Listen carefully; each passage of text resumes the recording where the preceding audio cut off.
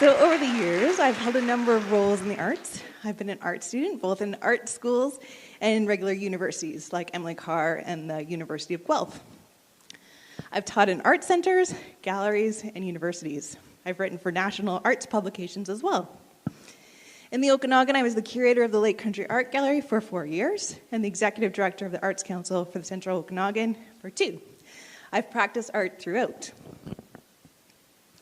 All the work you're going to see during this presentation is a body of work I've just released of collages of colored tape and colored paper that you can find on my website.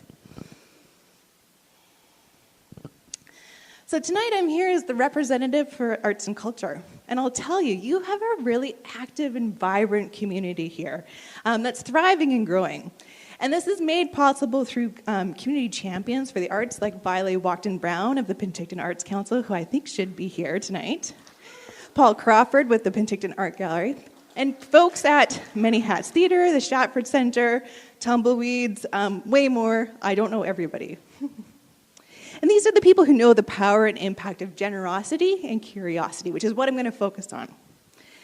When you focus on being generous and curious, everything around you feels better. You'll be more excited by the world around you, and you will let your enjoyment be seen and felt. But I want to talk about a few observations first. If I was to give the Okanagan a word, I would give it the word leisure. People come here because they want to relax, they want to play, they don't want to be asked too hard, and they don't want to think too hard either. So this creates an attitude of following. The Okanagan likes things to be vetted and deemed good elsewhere. We really love artists who have won big awards, and when they come back, then we know that we can adopt them. So we have a bit of a slow adoption here, and my rule of thumb is that it takes about 2 to 3 years. So the first year, something's a bit of a surprise. The second year, more people start to notice it, and the third year is when the vast majority of people will go. But if you're in community development, you need to last 3 years before it really is adopted. From my point of view, the Okanagan also suffers from regionalism. It isn't readily aware of what's going on elsewhere and uses itself as a measure of success. This makes a lot of the art that we see succeeding here traditional and conventional, and for someone like myself, it makes things like Instagram really important because it allows me to be part of a bigger conversation about art. In addition to regionalism, the Okanagan is somewhat siloed, not just in the arts. There's a definite border between those in and those out of the arts. Those out of the arts don't have a good understanding of what arts practitioners need, and those in can be somewhat insular, which makes it hard for other people to help them. So how do we change this? At ArtSco, I developed a strategy that anyone can use to help support the arts, either your own work, that of your fellow artists, or those of other organizations. I call this cultural citizenship, and it works on the basis that everyone can make a difference to the arts. There are 3 acts. The first is the act of noticing, of seeing artfully, of noticing that there is even artwork in your vicinity, such as this beautiful floor pattern we see here tonight. It takes 2 seconds to look and stop at artwork up at your local coffee shop, say, and just notice the name, or the medium, or your personal response to it. The next act is the act of engagement, which is sharing these observations and thoughts with others, either in person or via social media. There's a big lack of this in the Okanagan. People are scared of getting it wrong. All we have to do is share what we saw, share what we liked, and invite others to do the same. It's also going to make your conversations way more interesting. Wouldn't it be more fun to talk about art than the weather? The third act is commitment.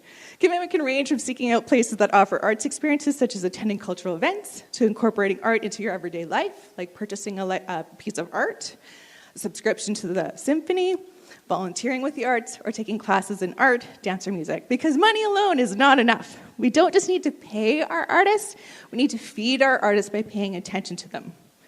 By paying attention to them, telling that we love them and thank them for what we're doing, gives artists a sense of belonging and satisfaction. And when your artists are happy and productive, your community is going to be that much vibrant. Simone Brew, the director and CEO of the Canada Council, the national funding body for the arts, has spoken often about how the arts needs to be at the table, because the arts can contribute in a meaningful way to social cohesion, healing, sustainability, and economic development. We need artist vision more than ever. Everything is changing. The power dynamic of the community and around the world is much more plural, many to many. The need for creativity is a message that has been reverberating throughout the business world for a number of years and is only getting stronger. Because we are no longer on sure footing, we need those who are most conversant with creativity to lead the way. You need your artists. Artists are comfortable with change, ambiguity, and fluidity. They can dream up new, innovative, and beautiful and generous solutions to problems we haven't even encountered yet.